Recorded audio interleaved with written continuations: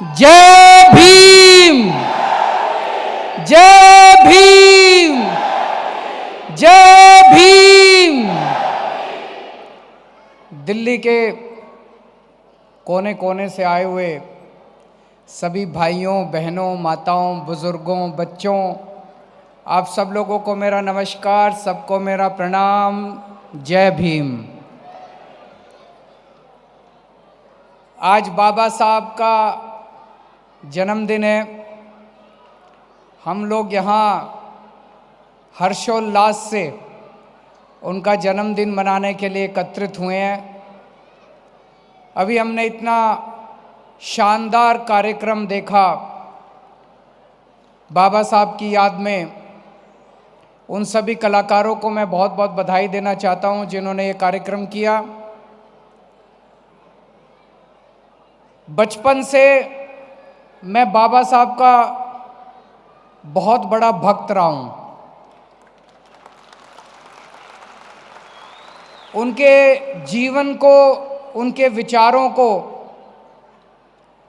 मैंने कई कई बार पढ़ा है, और जितनी बार मैं पढ़ता हूँ उतनी बार मेरे मन में ये संकल्प और दृढ़ होता है कि पिछले 200-250 साल के अंदर जितने महापुरुष इस देश ने पैदा किए, उनमें शायद सबसे सर्वश्रेष्ठ बाबा साहब अम्बेडकर थे। और ये बात मैं ऐसे ही नहीं कह रहा। उनके जीवन से कुछ बातें मैं कई बार दोहरा चुका हूं। आज फिर यहां पे मैं रखना चाहता हूं कि एक गरीब, इतने गरीब परिवार में वो पैदा हुए। उनके घर में खाने को भी कुछ नहीं था। 3 टाइम की रोटी नहीं थी खाने के लिए। छुआछूत बहुत थी उन दिनों में। स्कूल में जाते थे, उनको क्लास के बाहर बिठा दिया जाता था। ऐसे बैकग्राउंड से आने वाले व्यक्ति उन दिनों में 8वीं पास करना, 10वीं पास करना बहुत बड़ी बात मानी जाती थी। कोई विरले किया करते थे 10वीं पास। ग्रेजुएशन पास करना तो बिल्कुल नामुमकिन सी बात थी।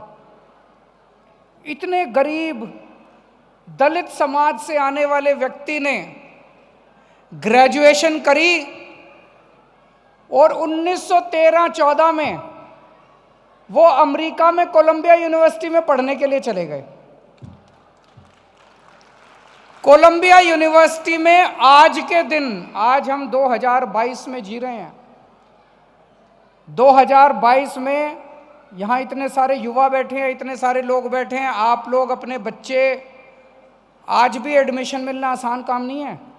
एडमिशन लेके देख लो, इम्पॉसिबल है। आज तो इंटरनेट का ज़माना है। इंटरनेट पे जाओ, पता चल जाएगा कोलंबिया यूनिवर्सिटी क्या है, उसका फॉर्म कहाँ से मिलता है, फॉर्म डाउनलोड। आप सोच के देखो, 1913-14 में उस बच्चे को पता कैसे चला कोई कोलंबिया यूनिवर्सिटी है? किसने बताया उनको? कैसे पता चला उस बच्चे को कि कोई कोलंबिया यूनिवर्सिटी वहाँ अप्लाई कर सकते हैं? उनको फॉर्म कहाँ से मिला? इंटरनेट तो था नहीं उस जमाने में। उस जमाने में इतना गरीब बच्चा, दलित समाज से आया हुआ बच्चा कहीं से फॉर्म जुगाड़ के लाता है, कहीं से सुना के कोलंबिया यूनिवर्सिटी का पता करता है और कोलंबिया यूनिवर्सिटी में पढ़ने के लिए चला जाता है और वहाँ से पीएचडी की डिग्री लेके आ जाता है। इतना ही नहीं, उससे भी सेटिस्फाई नहीं हुए, संतुष्टि नहीं हुई उनको। वो फिर लंदन में दूसरी डॉक्टरेट करने चले गए। London school of economics, London school of economics दुनिया की सबसे बेहतरीन कॉलेज माना जाता है। आज की डेट में भी लंदन स्कूल ऑफ इकोनॉमिक्स से डिग्री करना इम्पॉसिबल है, एडमिशन लेना। वो फिर लंदन स्कूल ऑफ इकोनॉमिक्स से दूसरी डॉक्टरेट करके आए।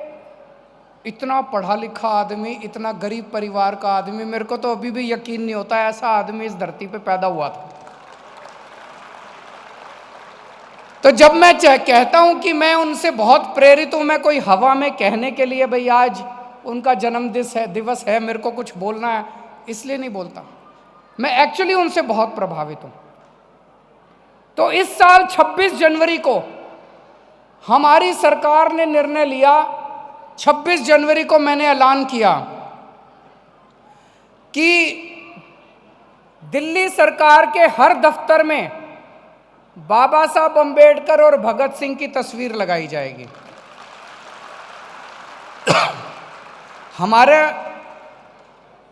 हम दूसरे सभी स्वतंत्रता सेनानियों की इज्जत करते हैं, किसी का भी डिसरेस्पेक्ट नहीं है, लेकिन इन दो से हम ज्यादा प्रभावित हैं। तो हमने कहा इन दोनों महापुरुषों की तस्वीर दिल्ली सरकार के सारे दफ्तरों में लगाई जाएगी। जब मैंने ऐलान किया था, मैंने तो अच्छे मन से ऐलान किया था, क्योंकि मैं इन दोनों की पूजा करता हूं, इन दोनों को बहुत मानता हूं। मेरा जो इन दूसरे विरोधियों ने विरोध किया, इतना मेरे को गालियां दी इन लोगों ने, आप देख रहे होगे सोशल मीडिया पे और इधर उधर, जैसे पता नहीं मैंने क्या कसूर कर दिया। केजरीवाल इनकी तस्वीर क्यों लगा रहा है, केजरीवाल इनकी तस्वीर क्यों लगा रहा है, इसकी क्यों नहीं लगा रहा, उसकी क्यों नहीं लगा रहा। मैंने कहा जिसको तुम मानते हो तुम लगा लो, जिसको मैं मानता हूं मैं लगा लूंगा। इतना विरोध, इतना विरोध, इतना विरोध। मेरे को एक बार तो लगा यार मैंने कोई कसूर तो नहीं कर दिया बाबा साहब की तस्वीर लगा के। नहीं, देखा आप लोगों ने कितना विरोध कर रहे हैं दूसरी पार्टी वाले मेरा, केजरीवाल ने बाबा साहब की तस्वीर क्यों लगाई। अब मैंने कसम खाई है, इनके विरोध से मेरे को और प्रेरणा मिली है, मेरे को और ऊर्जा मिली है। ये जितना मेरा विरोध कर रहे हैं, मैंने कसम खाई है बाबा साहब का जीवन और बाबा साहब का संदेश इस देश के घर घर में पहुंचाऊंगा मैं।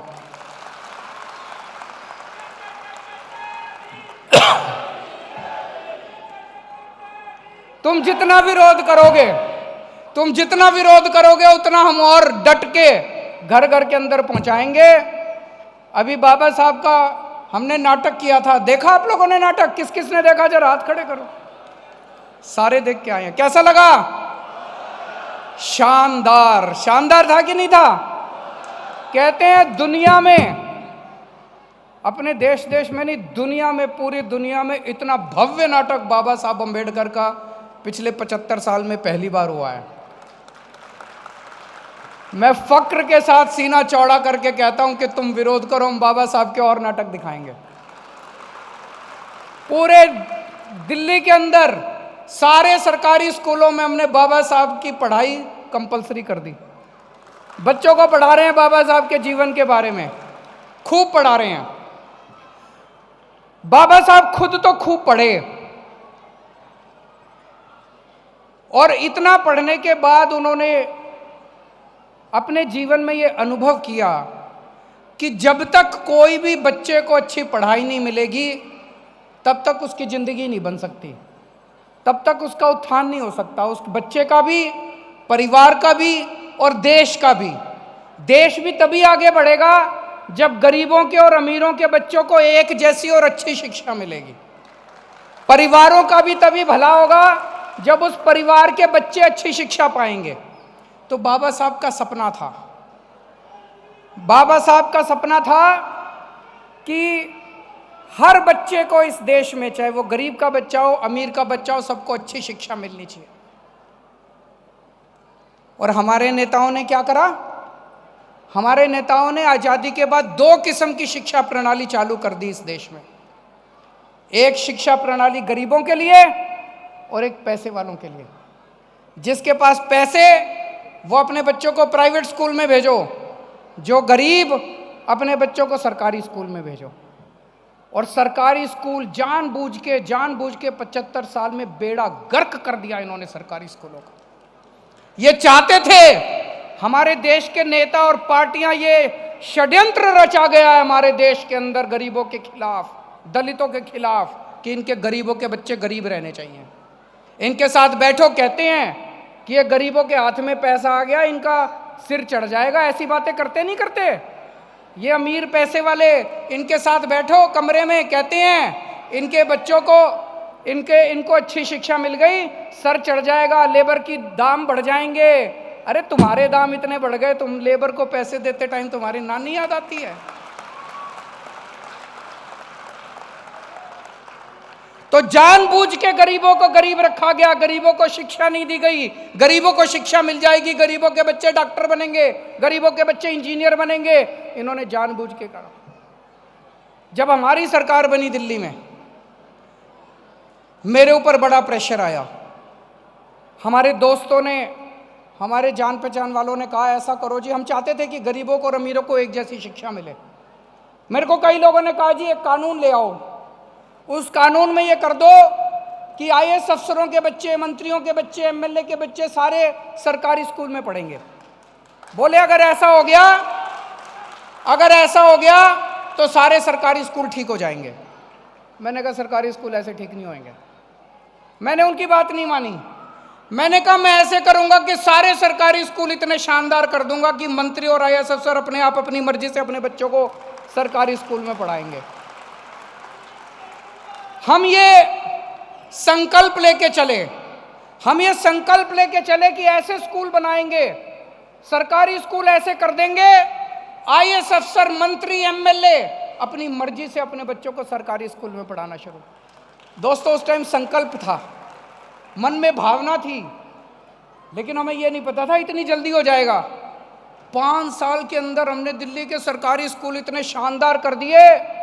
भाई साहब आज दिल्ली के सरकारी स्कूलों के अंदर एक ही डेस्क पे जज का बच्चा, आईएएस अफसर का बच्चा और रिक्शे वाले का बच्चा एक ही डेस्क पे बैठ के पढ़ता है।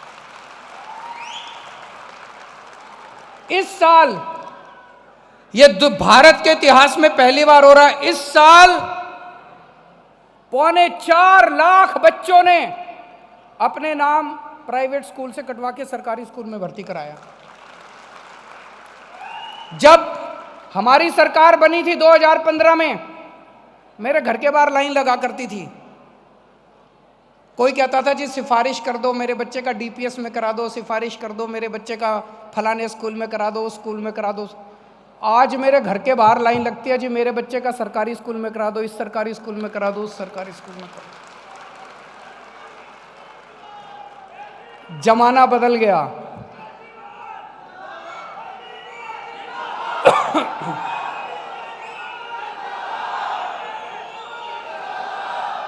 दोस्तों दुनिया में सबसे शक्तिशाली आदमी कौन है? अमेरिका का राष्ट्रपति। अमेरिका का राष्ट्रपति सबसे शक्तिशाली है कि नहीं है? 2 साल पहले अमेरिका का राष्ट्रपति इंडिया आया। डोनाल्ड ट्रंप उस टाइम राष्ट्रपति थे। ट्रंप साहब इंडिया आए, दिल्ली आए अपने परिवार के साथ, उनकी धर्मपत्नी, उनकी बेटी। तो ट्रंप साहब तो मोदी जी से मीटिंग कर रहे थे, उनकी धर्मपत्नी दिल्ली का सरकारी स्कूल देखने आ गई। फिर मैंने पता किया, वो जो ट्रंप साहब का स्टाफ था, मैंने उनसे पूछा, हमने पूछा भाई ये इतने पूरे ट्रंप साहब तो पूरी दुनिया में घूमते हैं, मैंने कहा ये मैडम मेलेनिया ट्रंप ये और भी किसी देश में किसी और स्कूल देखने गई हैं आज तक? बोले जी कहीं नहीं गई, दिल्ली का सरकारी स्कूल देखने आई है। कमाल की बात है कि नहीं है? ये हम लोगों के लिए, दिल्ली के 2 करोड़ लोगों के लिए गर्व की बात है कि अमेरिका के राष्ट्रपति की बीवी पूरी दुनिया में केवल दिल्ली का सरकारी स्कूल देखने आई है।